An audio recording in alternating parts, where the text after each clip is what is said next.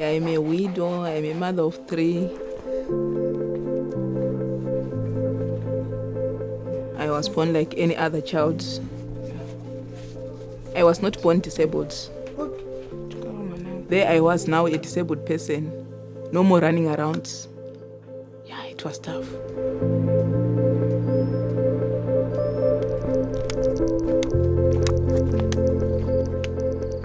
People think when you've got a disability, your life is over. I'm blind. The main challenge is discrimination. The fact that you are discriminated actually is a stumbling block to everything. There I was, and it's positive. So I was like, God, why me? Then I meet Lizzie Longshaw from DAT. And he said, you can still live.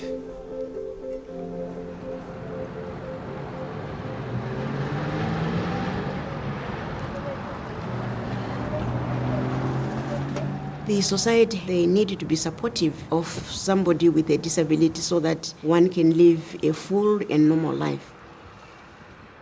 And also to encourage organizations of people with disabilities to have specific programs to address HIV and AIDS issues.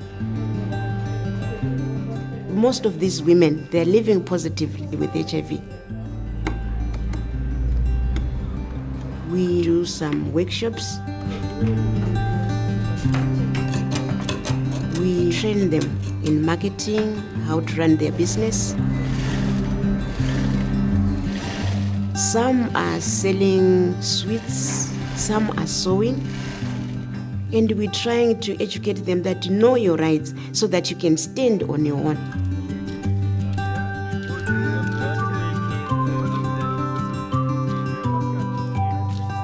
Disability is not inability. It's only a matter of material. Once you are equipped, you are able to move on with life. We have seen that there is a disparity in terms of implementation of activities or implementation of interventions when we talk of students. People with disability, their levels of access to services is different compared to those who are able-bodied. Thrust of this particular project is to make sure that it reaches out to those students who are marginalized. And when we talk of students who are marginalized, we are talking of students, those who are positive, HIV positive, those who are living with disabilities. Within this center, we've got resources that are specific to the students who live with disabilities. Talk of your Braille manuals, which are within the library, that is specific for them. Start menu, Internet, 1 of 12. JAWS for Windows is ready. Talk of the computers that have got specific softwares that are used by the student. G-N-M-E-N-T. Assignment 1. All the facilities that we have here are interconnected. So the Disability Resources Center is interconnected to the clinic, and it's also interconnected to the counseling services, so that every student gets services that they want in the best way that they can. They've started producing material that is information on what reproductive health, and it's on a accessible format that is Braille.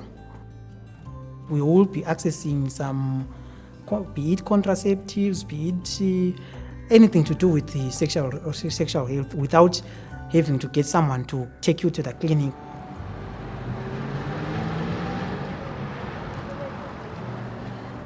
That is fighting so that people with disabilities have rightful information, knowing their rights. They've received some training in reproductive health, sexual rights, human rights.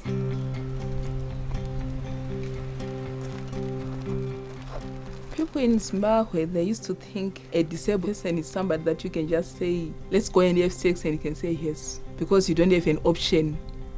I learned that I've got rights to say no to sex. Yeah, I thought it was only the men who can just say, let's have sex. But now I know I can also come to you and say, let's have sex, man.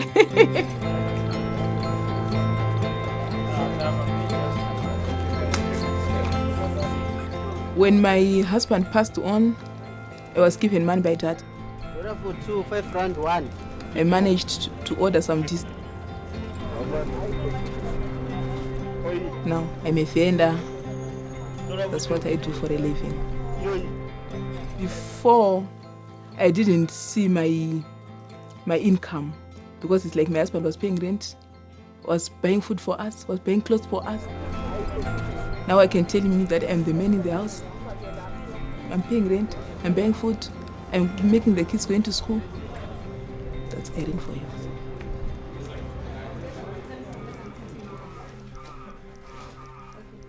SAYWHAT has actually trained peer educators who are disabled.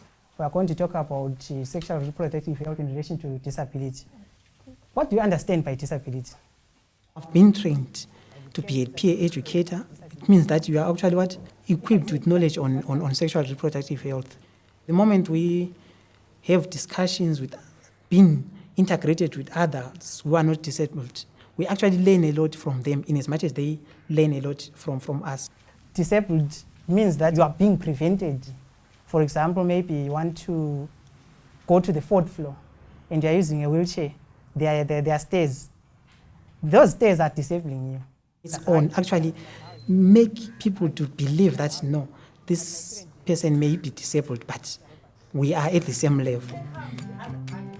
I feel accepted, and I feel like being disabled doesn't mean or doesn't make me differently abled from other people. Like we're actually the same. We have a right to information, right to treatment.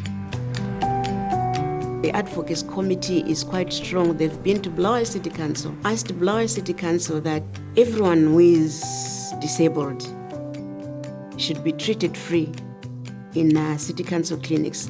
That has been granted. So the situation is changing. I learned that I've got rights. It's my right to say what I want to the official. There are rights to live. I've got right to living. They should come up with a policy that doesn't view disability as a charity, but they should be viewed at the same level with everyone else.